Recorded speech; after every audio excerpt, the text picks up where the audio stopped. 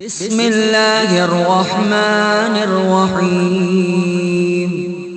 وعلیکم السلام ورحمۃ اللہ وبرکاتہ۔ جناب آپ کے دوست کا یہ کہنا کہ وہابی دیوبندی غیر مقلد رافضی وغیرہ بد مذہبوں کو ہم اپنی مسجدوں میں آنے نہیں دیتے، ان کے ساتھ کسی بھی طرح کا کوئی کام نہیں کرتے، تو ایسے میں ان کی اصلاح کیسے ہوگی؟ تو سب سے پہلے تو دیوبندیوں، وہابیوں، رافضیوں اور بد مذہبوں کا مساجد اہل سنت میں آنا کیسا ہے اور ان کو آنے کیوں نہیں دیا جاتا، پہلے قرآن و سنت کی روشنی میں اس مسئلے کو سمجھیں،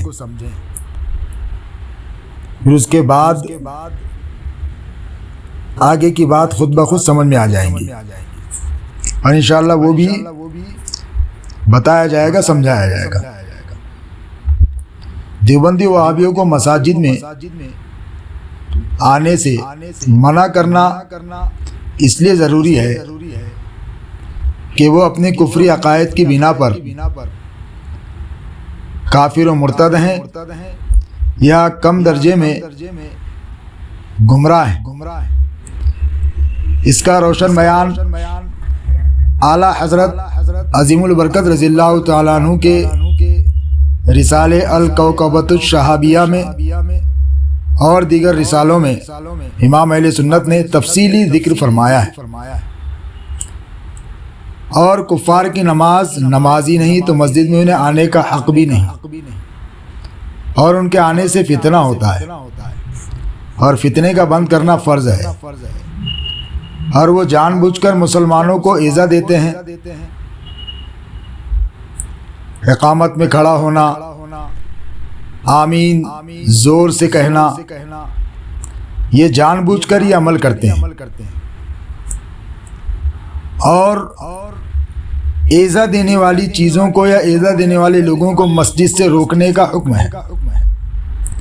علامہ علاء الدین حصکفی علیہ رحمہ تحریر فرماتے ہیں الدر المختار میں کہ مسجد سے ہر تکلیف دینے والے کو روکا جائے گا، اگرچہ زبان سے تکلیف دینے والا ہو۔ اعلیٰ حضرت امام احمد رضا خان فاضل بریلوی علیہ رحمہ سے سوال ہوا کہ غیر مقلدین کو ہماری مقلدین کی مسجد میں آنے دینا درست ہے یا نہیں؟ تو جواباً امام نے تحریر فرمایا کہ یہ تو معلوم ہو چکا کہ نماز میں ان کا کوئی حق نہیں، ان کی نماز ہی نہیں، تو مسجد میں انہیں آنے کا حق نہیں، اور ان کے آنے سے فتنہ ہوتا ہے، اور فتنے کا بند کرنا فرض ہے، اور وہ قصداً مسلمانوں کو ایذا دیتے ہیں، کم از کم اپنی آمین بالجہر کی آوازوں سے، جو قصداً اعتدال سے بھی زائد نکالتے ہیں، اور موذی کو مسجد سے روکے جانے کا حکم ہے۔ فتح رضویہ شریف مترجم جلد 6 صفحہ نمبر 630 پر امام اہل سنت کے فتویٰ موجود ہے۔ نیز امام اہل سنت نے آگے ارشاد فرمایا کہ انہیں مساجد میں ہرگز نہ آنے دیا جائے، اس لیے کہ اللہ تبارک و تعالیٰ نے قرآن مقدس سورہ بقرہ آیت نمبر 125 میں ارشاد فرمایا ہے، اور ہم نے تاکید فرمائی ابراہیم و اسماعیل کو کہ میرا گھر خوب ستھرا کرو۔ حدیث پاک میں ہے آقا علیہ الصلوۃ والتسلیم نے ارشاد فرمایا کہ حضور اکرم صلی اللہ تعالیٰ علیہ وسلم نے فرمایا کہ محلوں میں مساجد بنانے اور انہیں صاف ستھرا رکھنے کا حکم ہے، نجاستیں درکنار، قاذورات مثل آب دہن و آب بینی بآنکھ پاک ہے، مسجد سے ان کو دور کرنا واجب، یعنی ہمارے منہ سے نکلا ہوا پانی، ہماری آنکھ سے نکلا ہوا پانی جب ان کو مسجد سے دور کرنا ہے، ان سے پاک رکھنا ہے مسجد کو، اور واجب ہے یہ، تو بد مذہب گمراہ لوگ کہ ہر نجس سے بدتر نجس ہے۔ حدیث پاک میں ہے، رسول اللہ صلی اللہ تعالی علیہ وسلم نے فرمایا کہ بد مذہب تمام مخلوق سے برے، تمام جہان سے بدتر ہیں۔ دوسری حدیث میں ہے کہ بد مذہب لوگ جہنمیوں کے کتے ہیں۔ تو ایسے لوگوں کو خصوصاً بحال فتنہ و فساد، وہابیہ کی یہ عادت قدیم ہے، باوصف قدرت مساجد میں کیوں کر انہیں آنے دیا جا سکتا ہے؟ تو میرے عزیز، یہ صاف ارشاد فرما دیا گیا قرآن و سنت کی روشنی میں کہ ایسے لوگوں کو مساجد سے دور رکھا جائے تاکہ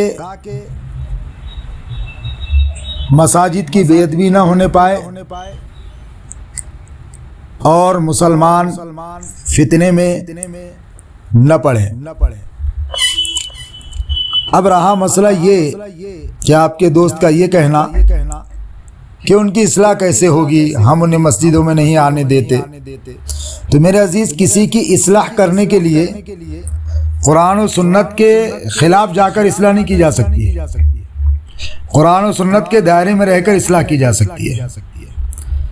تو قرآن و سنت کے دائرے میں، شریعت کے دائرے میں رہ کر اصلاح کے جتنے طریقے ہیں وہ طریقے استعمال کیے جا سکتے ہیں، جیسے کہ ان کو ان کے علماء کی ہوئی گستاخیاں بتائی جائیں کہ تمہارے علماء نے گستاخیاں کی، انہیں سمجھایا جائے کہ تم جس جماعت سے جڑے ہوئے ہو، جس کے ساتھ جڑے ہوئے ہو، وہ ایسے لوگ ہیں،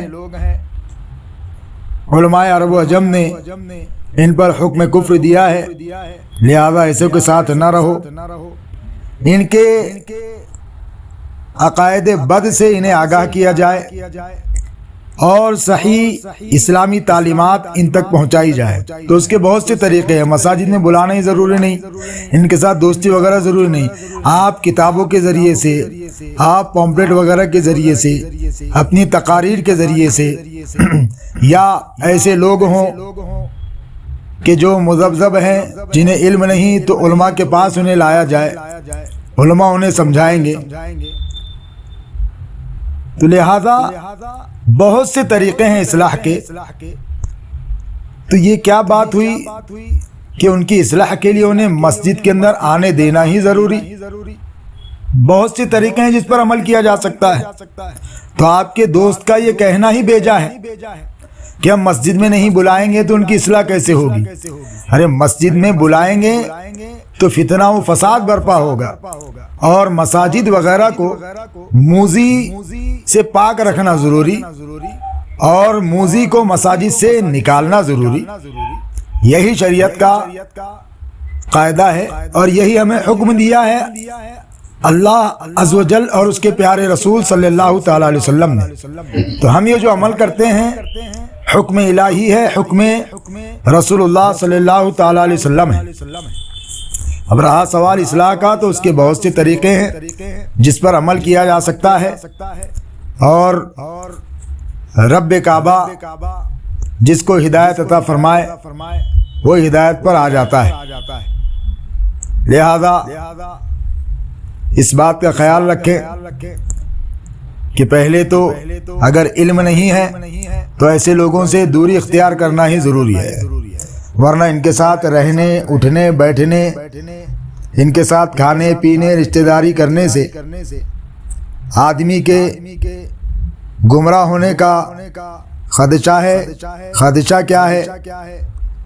مشاہدہ ہے اس پر کہ جو لوگ ان کے ساتھ تعلقات رکھتے ہیں، ان کو اپنے پاس آنے دیتے ہیں یا ان کے پاس جاتے ہیں، ان کے ساتھ رشتہ داری کرتے ہیں، تو مشاہدہ اس بات پر کہ ویسے لوگ جو ہے سچے مذہب اہل سنت و جماعت سے دور ہوتے نظر آتے ہیں، اور ان سے اتحاد کی بنا پر ایک نئے فتنے کا آغاز ہوتا ہے۔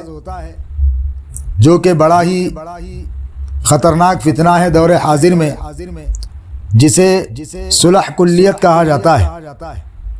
تو لہذا آپ کے دوست کو یہ بتائیے کہ قرآن و سنت کا یہی حکم ہے جس پر ہم عمل کرتے ہیں، اور جو طریقے ہیں اصلاح کے جو شریعت کے دائرے میں رہ کر کی جا سکتی ہیں تو اس پر عمل کیا جائے۔ شریعت کے خلاف جا کر کسی کی اصلاح نہیں کی جا سکتی۔ اللہ تبارک و تعالی ہم سب کو کہنے سننے سے زیادہ عمل کی توفیق عطا فرمائے۔